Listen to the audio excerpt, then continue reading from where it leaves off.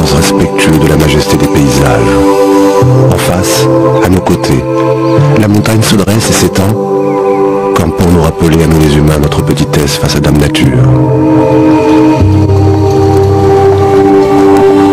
À peine avons-nous atteint le doux Hearted que nous quittons la route pour emprunter, cette fois, une piste, direction nord. À quelques encablures, nous rencontrons notre premier obstacle dans cette montagne plissée, jadis passage discret de l'armée coloniale. Un vieux pont sur l'Oued Malh résiste encore au temps. Si sa charpente témoigne encore de son importance stratégique pour le passage des convois, son usure atteste des assauts des intempéries et de la rudesse de son environnement. Ayant pour principe de ne pas bousculer les risques, nous renonçons à jamber le pont et traversons à ses pieds, à gué. Des rafales d'émotions nous envahissent au fil de notre avancée. Nous grimpons davantage, en piétinant laborieusement une piste rocailleuse. Cette fois, nous sommes contraints de reconnaître l'impuissance de nos mécaniques. Nous abandonnons nos véhicules, chargeons notre matériel sur nos dos courbés et poursuivons notre expédition avec pour guide le lit asséché d'un ruisseau de saison. Quelques nuages d'un gris clair surveillent notre progression. Puis lentement, ils s'éloignent, sans abandonner de menace. Et de nouveau, la matinée s'éclaircit. Revigorés par cet appel printanier, nous précipitons nos pas.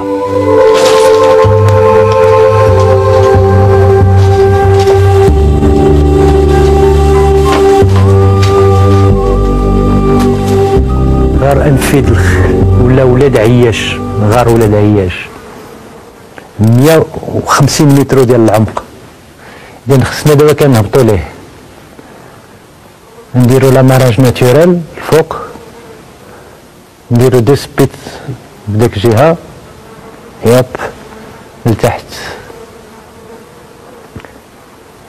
Oui, on est devant le gouffre Anfid ou Ouled Ayesh, et comme on peut le voir, c'est le terminus d'une petite rivière qui bute contre le rocher et qui va dans le gouffre.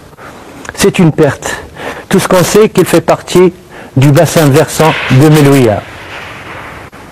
Alors là, pour voir un petit peu et pour avoir une idée sur la profondeur, on va essayer de jeter une pierre et on va entendre son arrivée. Donne-moi une pierre.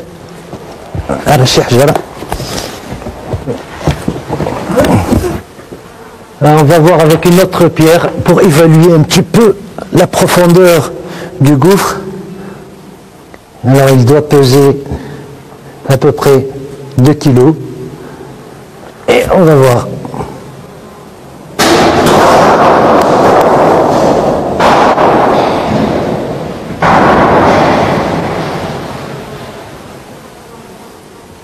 Eh ben on sent bien les 150 mètres que fait le puits. Et d'après un ancien schéma, parce que le gouffre a été signalé en 1934, il fait à peu près 152 mètres de profondeur. Mais le premier puits fait 90 mètres d'un seul trait.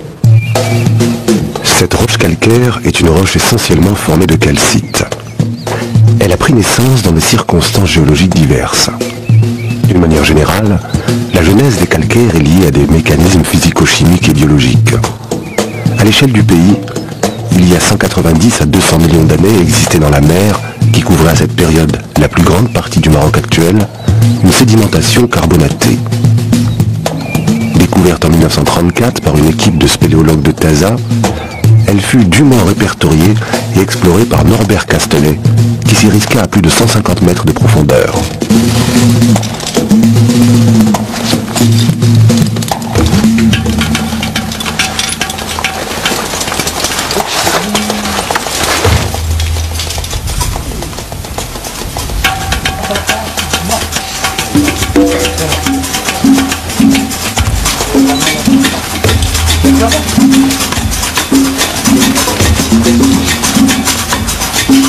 Nous nous apprêtons à descendre.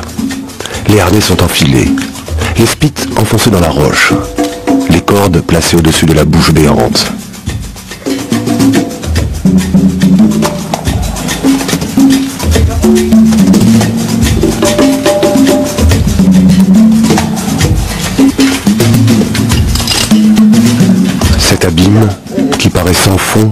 accueilli jadis de nombreux insectes cavernicoles et, dit-on, toute une mâchoire de l'éléphant africanus. Aussitôt engagé dans ce puits insondable, une singulière impression m'empoigne. Chevillé à mon casque, mon éclairage parvient à peine à dépasser quelques mètres de mon cordage.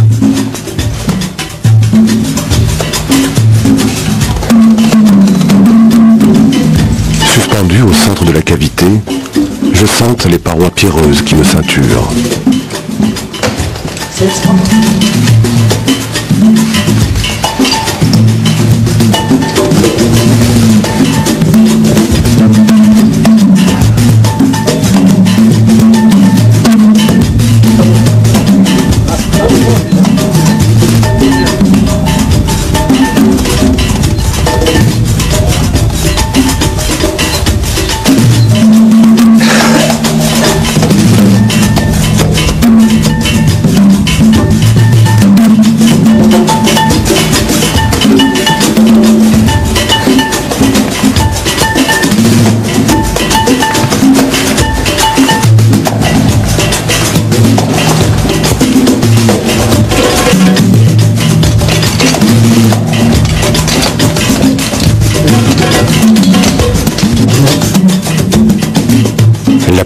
Ralentit. Nous ne pouvons acheminer le lourd matériel de tournage et d'éclairage. Malgré notre détermination, nous devons nous dégager et avouer notre impuissance. Pour cette fois, le puits restera hermétique, conservant jalousement ses secrets pour les téléspectateurs.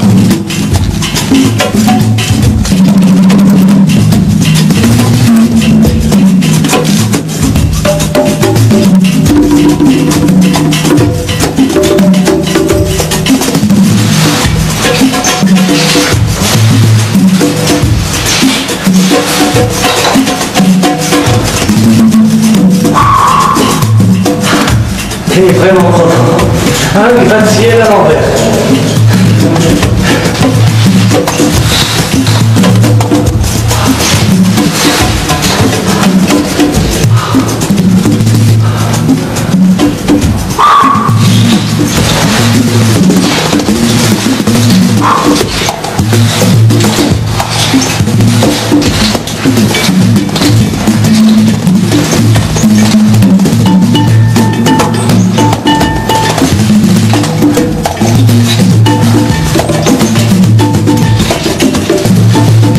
C'est un véritable gouffre.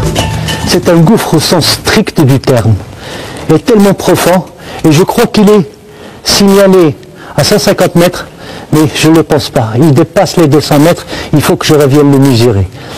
Et là, ce gouffre, je le conseille aux spéléosportifs, s'ils veulent s'éclater. Et là, pour l'épreuve sportive, ils seront servis. Puisqu'il n'y a pas de beauté, il n'y a que la rigueur de la nature. Il n'y a aucune concrétion, il n'y a que le travail mécanique de l'eau. Alors là, je vous promets un autre gouffre bien concrétionné et d'une beauté extraordinaire.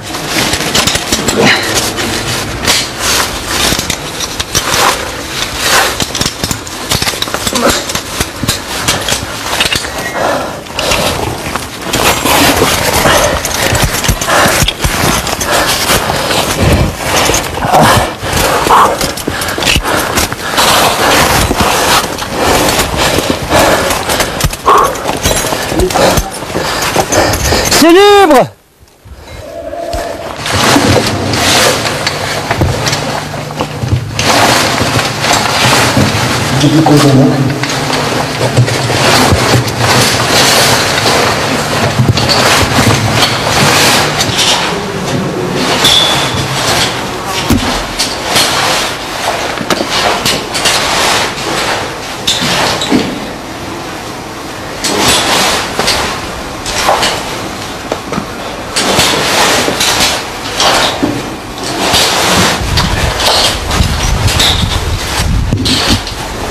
Merci aux amis qui ont plongé avec moi dans les obscurités. Ces habiles prospecteurs de la Terre qui, du bout de leurs appareils et d'une manière acrobatique, ont remonté leur témoignage aux lumières du soleil.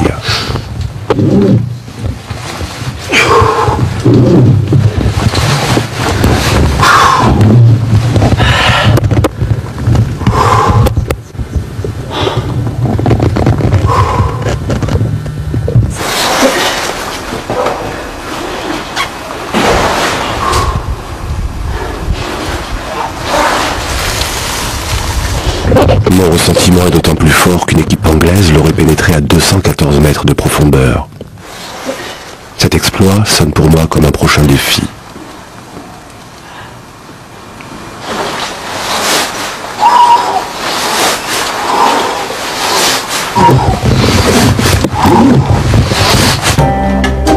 Pour le spéléologue, les difficultés résonnent invariablement comme le must de l'aventure. Il se grise de ses explorations, de ses découvertes, de ses contacts silencieux avec les profondeurs de la Terre.